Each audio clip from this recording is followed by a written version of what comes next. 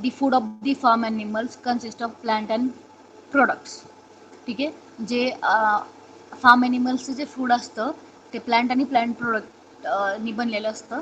So animal depend upon plants for their existence and hence a study of animal nutrition must begin with the plant itself. तर काय म्हटलेलं आहे की animal हा प्लांटवर depend आहे त्याच्या एक्झिस्टन्ससाठी, आणि त्यामुळं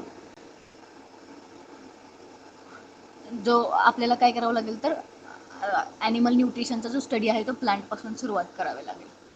so plants are able to synthesize complex material from simple substances such as CO2 from air and water and inorganic elements from the soil. तर प्लांट काय करू शकतात, जे कॉम्प्लेक्स मटेरियल आहेत ते काय करू शकतात, सिम्पल सबस्टन्सपासून ते सिंथेसाइज करू शकतात, जसं की CO2 मधून एअर असेल किंवा वॉटर आणि इनऑर्गॅनिक एलिमेंट असतील सॉईलपासून. So plants and animal contain similar type of chemical substances. म्हणजे प्लांट आणि ॲनिमलमध्ये जे केमिकल सबस्टन्सेस आहेत ते सिमिलरच आहेत, but the relative amount present is variable. म्हणजे जी अमाऊंट आहे ती कशी आहे तर वेगवेगळी आहे प्लांट आणि ॲनिमलमध्ये. So the gross composition of plant and animal body is made up of water, protein, carbohydrate, fats, vitamins and ash. तर जे प्लांट आणि ॲनिमल बॉडीचे जे ग्रॉस कंपोजिशन आहे ते कशानं बनलेलं आहे, water, protein, carbohydrate, fat, vitamins आणि ॲशने बनलेलं आहे. सो फर्स्ट आपल्याला बघायचं आहे composition of plants. So the chemical composition of plants and their body by products show much larger differences in composition with animal body. तर प्लांटचं जे केमिकल कंपोजिशन आहे किंवा त्यांच्या प्रोडक्टचं जे केमिकल कंपोजिशन आहे त्यांच्यामध्ये आणि ॲनिमल बॉडीच्या कंपोजिशनमध्ये खूप मोठे असे डिफरन्स आहेत. So it is affected by the soil composition, manure, fertiliser, application, irrigation, seasonal variation, stage of growth, frequency of cutting, variety and strain. तर ते कशामुळे अफेक्ट करतात तर हे जे soil composition, manure, fertiliser, application, irrigation, seasonal variation, stage of growth, frequency of cutting, variety आणि strain असेल तर यामुळे ते अफेक्ट करतात. So water is main component of plant.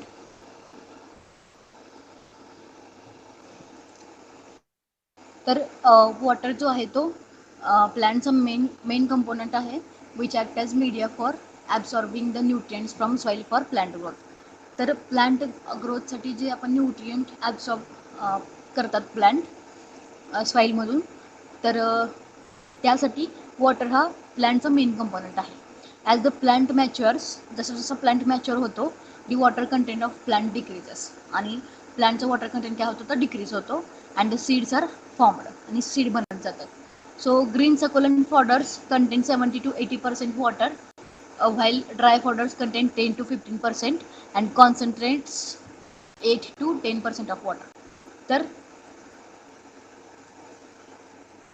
तर ग्रीन सकुलंट फॉडरमध्ये 70 ते 80% वॉटर असतं, ड्राय फॉडरमध्ये 10 ते 15% वॉटर असतं, आणि कॉन्सन्ट्रेटमध्ये 8 ते 10% वॉटर असतं.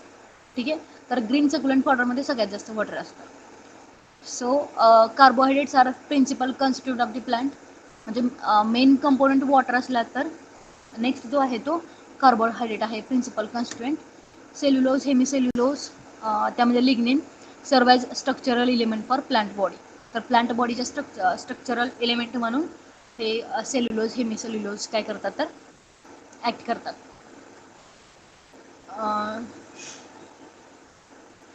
So A carbohydrate constitutes 3/4 of the dry weight of the plant body. म्हणजे कार्बोहायड्रेट काय करतात तर 3/4 ड्राय वेट प्लांट बॉडीच्या कॉन्स्टिट्यूट करतात, and the cell wall of plant cell is composed of cellulose. तर आपल्याला माहिती आहे प्लांट सेलची सेल्युलोज ही सेल्युलोजनी बनलेली असते. Starch is the major storage form of carbohydrate in plant. म्हणजे प्लांटमधल्या कार्बोहायड्रेटचं जो मेजर स्टोरेज कोण आहे तर स्टार्च आहे.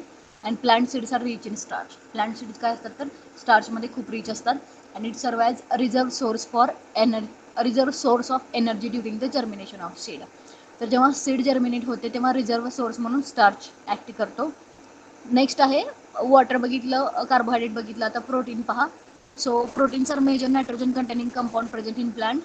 तर प्रोटीनमध्ये नायट्रोजन कंटेनिंग कंपाऊंड जास्त असतात.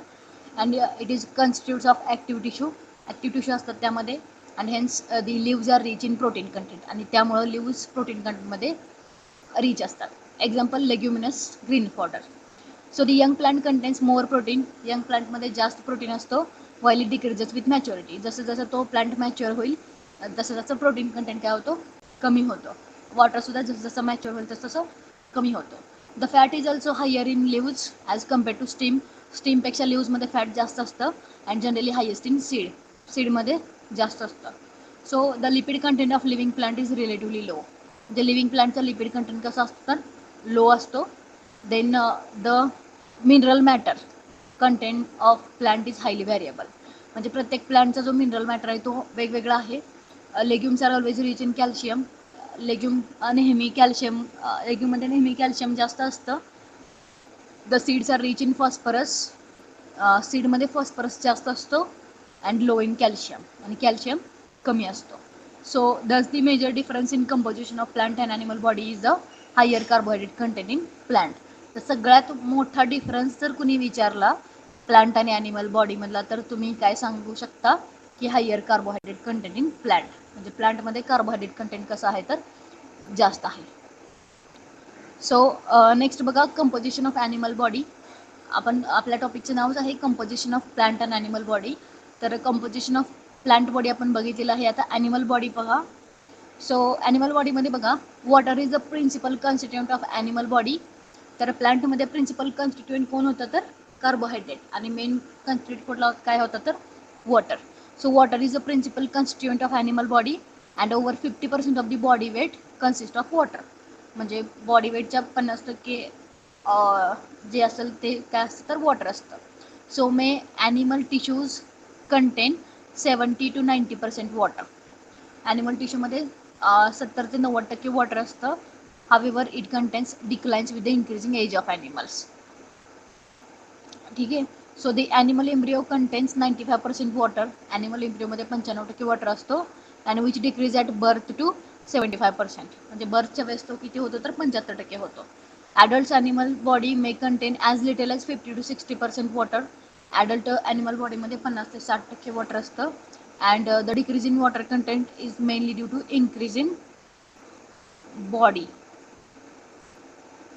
ठीक आहे. तर वॉटर कंटेंट हा कसं जसं जसं एज होईल तसं तसं वॉटर कंटेंट काय होतं तर डिक्रीज होत जातो. म्हणजे ॲनिमल एम्ब्रिओमध्ये 95% वॉटर असतं. देन बर्थच्या वेळेस 75% होतं, आणि ॲडल्ट म्हणल्यानंतर ते 50 to 60% एवढं होतं. सो नेक्स्ट कंपोनंट जो आहे तो carbohydrate. Carbohydrate content of animal body is less than 1%. Animal बॉडीमध्ये कार्बोहायड्रेट कंटेंट जो आहे कसा आहे तो लेस दॅन 1% आहे. And carbohydrates are categorized at a very rapid rate for energy production in the body. तर कार्बोहायड्रेट काय केले जातात तर व्हेरी फास्ट रेटला ते कॅटेगराइज केले जातात, जेणेकरून बॉडीमध्ये एनर्जी प्रोडक्शन फास्ट होईल. And this accounts for their small amount. ठीक आहे. आणि त्यामुळे काय होतं तर कार्बोहायड्रेट स्मॉल अमाऊंटमध्ये प्रेझेंट असतो. किती म्हणजे less than 1%. So but carbohydrates have very vital role in the body physiology. तर कार्बोहायड्रेट काय करतात तर एनर्जी प्रोव्हाइड करतात. Glucose and glycogen are main animal body carbohydrate. Glucose आणि glycogen main animal body carbohydrate आहेत, लक्षात ठेवा. So these are mainly present in liver, muscle and blood. Liver, muscle आणि ब्लडमध्ये हे प्रेझेंट असतात. So proteins are present in every cell. प्रत्येक सेलमध्ये प्रोटीन्स प्रेझेंट असतात. And are known as building blocks of animal body. म्हणजे animal बॉडीच्या building block म्हटलं जातं प्रोटीन्सला. So they are major constituents of muscles, tendons and connective tissue. तर muscle, tendon किंवा कनेक्टिव्ह टिश्यूचा मेजर पार्ट कोण आहे तर प्रोटीन्स आहेत. त्यानंतर the walls of animal cells are composed of protein. Animal सेल्सचे जे वॉल आहेत ते कशाला म्हटलेले आहेत तर प्रोटीननी. आणि प्लांट सेल वॉल कशाने म्हटले आहेत तर सेल्युलोजनी. So proteins are the constituents of antibody, hormones and enzymes of animal body. म्हणजे ॲनिमल बॉडीमध्ये जे अँटीबॉडी, हार्मोन किंवा एन्झाईम आहेत त्यामध्ये प्रोटीन प्रेझेंट असतात. नेक्स्ट आहे fat.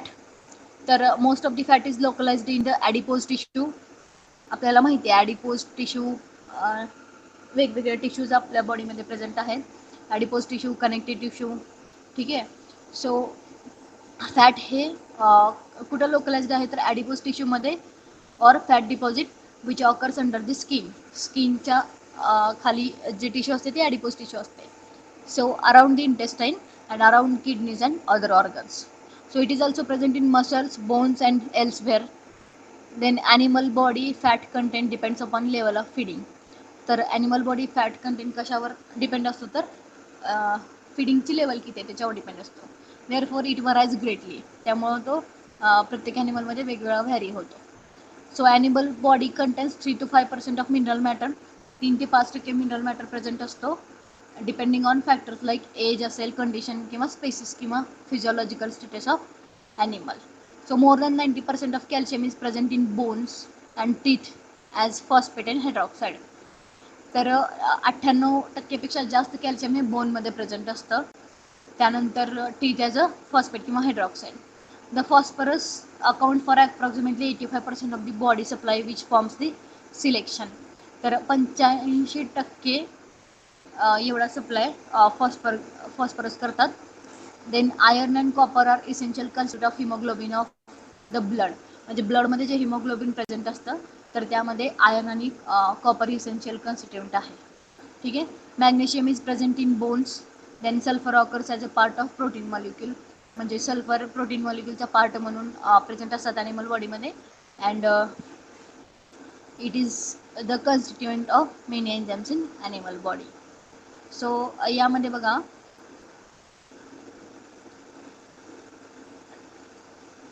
Name, water, carbohydrate, protein आणि फार आणि ॲश दिलेलं आहे.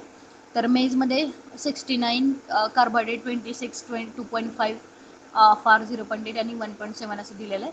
तर बघा सगळ्यात जास्त वॉटर कशामध्ये प्रेझेंट असतं तर 74 म्हणजे न्यूबॉर्न काफमध्ये. त्यानंतर कार्बोहायड्रेट कशामध्ये असतो सगळ्यात जास्त तर मेज ग्रेन्समध्ये. प्रोटीन सगळ्यात जास्त कशामध्ये असतं तर 19 म्हणजे ॲडल्ट कॅटलमध्ये, थिन असेल किंवा फॅट असेल. आणि फार कशामध्ये प्रेझेंट असतो सगळ्यात जास्त 20.6 म्हणजे डेअरी काऊमध्ये. आणि ॲश कशामध्ये जास्त असते तर 5 आणि 5. तर ॲडल्ट कॅटल आणि डेअरी काऊमध्ये. तर सिम्पल टॉपिक होता पहा की composition of animal and plant body. तर ॲनिमल आणि प्लांट बॉडीचं कंपोजिशन आपण या टॉपिकमध्ये पाहिलेलं आहे. तर पहा ॲनिमल कंपोजिशनमध्ये प्लांट कंपोजिशनमध्ये वॉटर, कार्बोहायड्रेट वगैरे हे सगळं आपण पाहिलेलं आहे. त्यानंतर ॲनिमल बॉडीजमध्ये सुद्धा हे पाहिलेलं आहे. So this is about composition of plant and animal body.